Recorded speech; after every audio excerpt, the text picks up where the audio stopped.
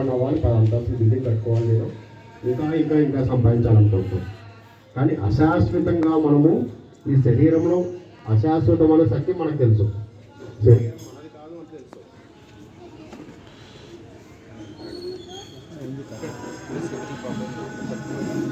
శరీరం మనది కాదు అని తెలుసు, కరెంట్ ఉంది అయినా కానీ దానికోసమే తాపత్రయపడతాం.